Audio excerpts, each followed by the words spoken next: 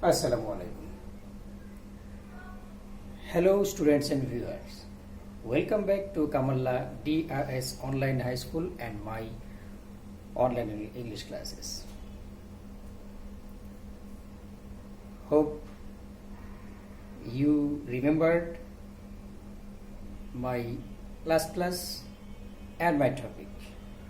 Yes, my topic is changing sentence, and today's topic is changing from assertive to interrogative.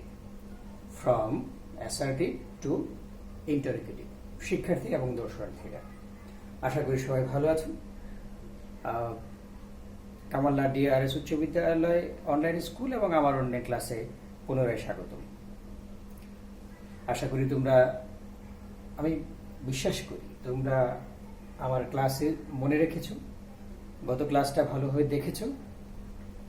আজকে আমার টপিকটা হলো changing সেন্টেন্সের assertive two interrogative.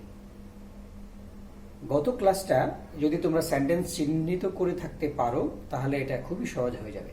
Students, তোমাকে যে কাজটা করতে হবে, you must identify the sentence whether it is assertive or interrogative or imperative, objective or exclamatory.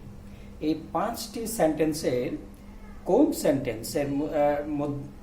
সেন্টেন্সের মধ্যে তোমার প্রশ্নে দেওয়া সেন্টেন্সটি কোনটা যদি তুমি আইডেন্টিফাই করতে পারো তাহলে পরিবর্তন করতে পারবে খুবই সহজে। আর তা না করতে পারলে কিন্তু এই সব প্রচেষ্টাই একেবারেই ভেস্তে যাবে, অর্থাৎ all our efforts will in vain। আমাদের যত প্রচেষ্টা আছে সব কিছুই ব্যর্থ হয়ে যাবে। তো চলো আমরা পরিবর্তনে চলে যাই। আমি একটা রুল আজকে বেছে নিয়েছি। রুলটা হলো অক্সিলারি ভার্ব যুক্ত অ্যাসার্টিভ এর ইন্টারোগেটিভ। অক্সিলারি ভার্ব যুক্ত অ্যাসার্টিভ এর ইন্টারোগেটিভ। হ্যাঁ, অক্সিলারি ভার্ব কোনগুলো নিশ্চয়ই তোমাদের মনে আছে।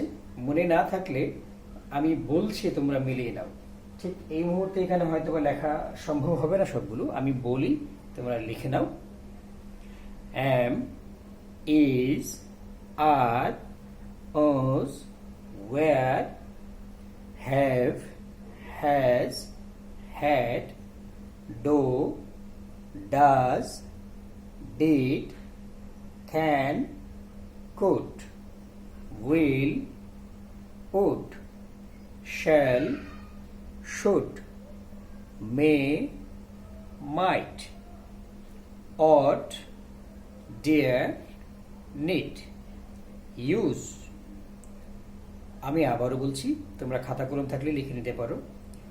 am, is, are, was, were, have, has, had, do, does, did,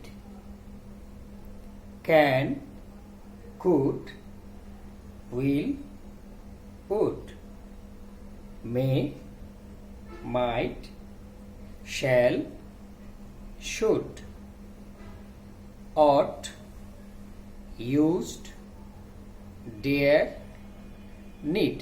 কেউ কেউ এই ought, dare, need, use এর পরে টু ব্যবহার করে। তোমরা চাইলে ব্র্যাকেটের ভেতর টু লিখে নিতে পারো। Used to, ought to, need to, dare to। তো চলো আমরা পরিবর্তনে চলে যাই। এই অক্সিলারি ভার্ব আছে এমন অ্যাসার্টিভকে আমরা ইন্টারোগেটিভে পরিবর্তন করব। অনেক কঠিন ব্যাপার নিশ্চয়ই। তা দেখো, আমরা দেখি কত কঠিন এটা ব্যাপারটা। আসলেই তা কিনা। একটা বাক্য আমি লিখেছি, COVID-19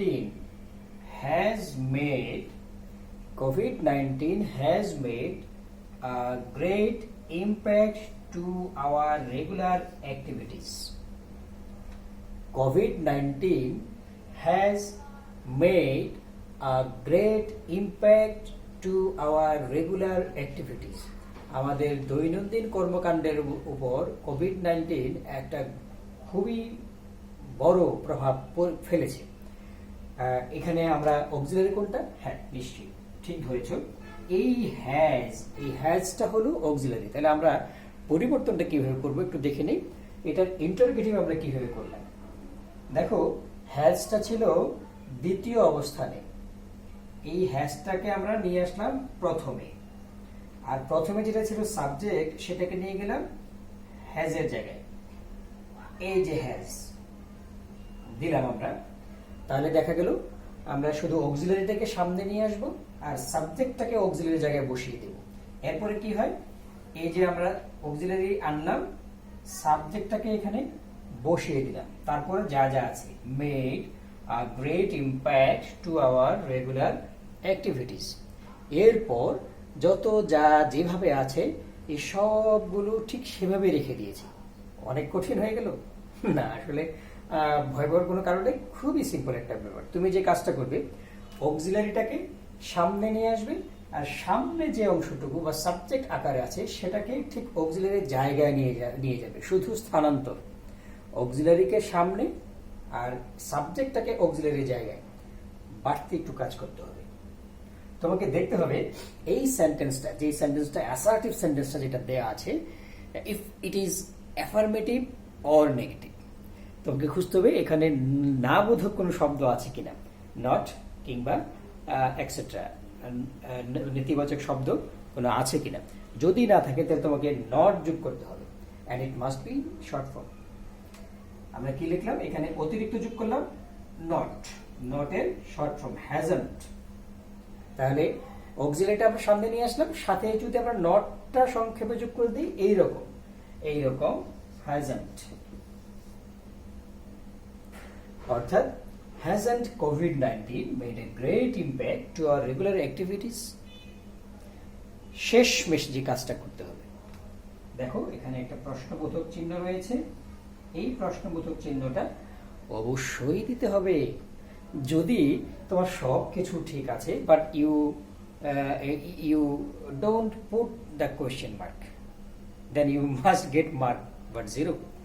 তুমি সব কিছুই তোমার ঠিক আছে, কিন্তু প্রশ্নবোধক চিহ্নটা দিতে ভুলে গেছো, তোমাকে নাম্বার দেবে অবশ্যই, কিন্তু সেটা হবে 0।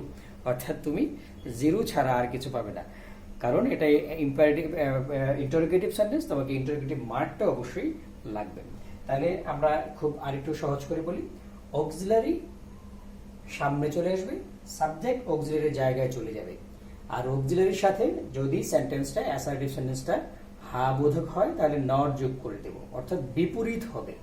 ওই বিপরীত হবে, অ্যাসার্টিভ সেন্টেন্সে যদি হা বোধক হয় তাহলে ইন্টারোগেটিভটা হবে না বোধক, আর ইন্টারোগেটিভটা যদি অ্যাসার্টিভটা যদি না বোধক হয় তাহলে ইন্টারোগেটিভটা হবে হা বোধক। আমি আবার বলি, অ্যাসার্টিভ সেন্টেন্সটা যদি না বোধক হয় ইন্টারোগেটিভ হবে হা বোধক, আর অ্যাসার্টিভ সেন্টেন্স যদি না হা বোধক হয় ইন্টারোগেটিভ হবে না বোধক, মনে রেখো।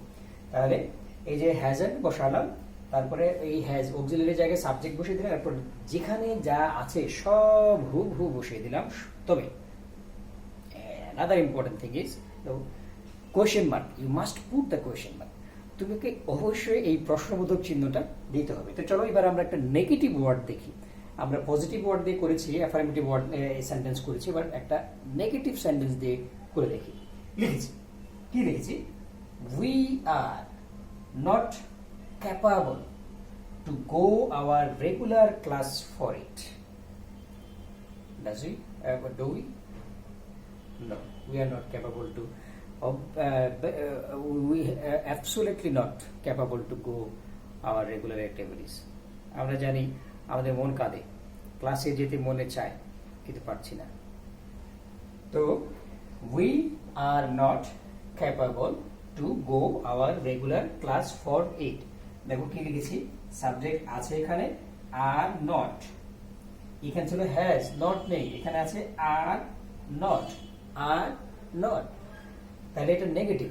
আমাদের বলেছিলাম কি, যদি অ্যাসার্টিভ সেন্টেন্সটা অ্যাফার্মেটিভ হয় তাহলে ইন্টারোগেটিভটা হবে বিপরীত, নেগেটিভ, আর ইন্টারোগেটিভটা অ্যাসার্টিভ সেন্টেন্সে যদি নেগেটিভ হয় তাহলে ইন্টারোগেটিভটা হবে বিপরীত, অ্যাফার্মেটিভ। তাহলে আমরা কেটে অ্যাফার্মেটিভ করি। তাহলে দেখো কি করলাম, আমরা এই আরটাকে সামনে নিয়ে আসলাম,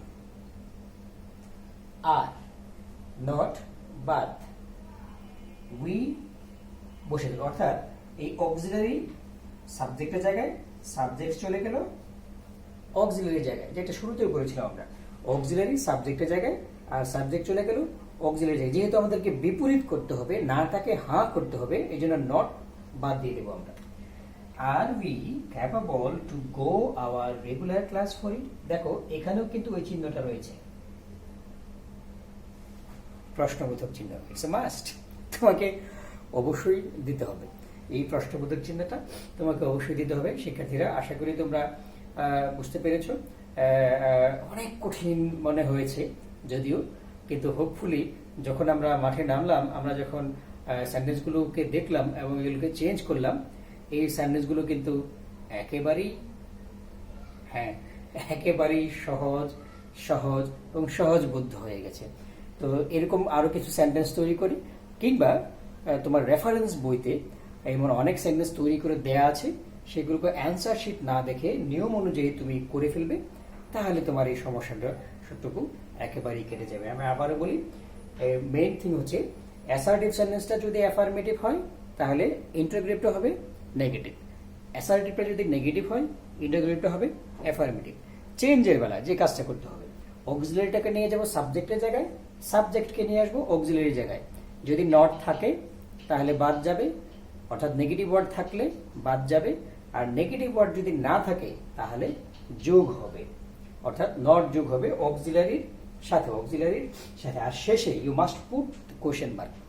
তোমাকে এই প্রশ্নবোধক চিহ্নটা অবশ্যই অবশ্যই এবং অবশ্যই দিতে হবে, যদি না দাও জিরো, অর্থাৎ এই নিয়মের যে কোনো একটা ব্যত্যয় হলেই তুমি নাম্বার পাবে, বাট জিরো।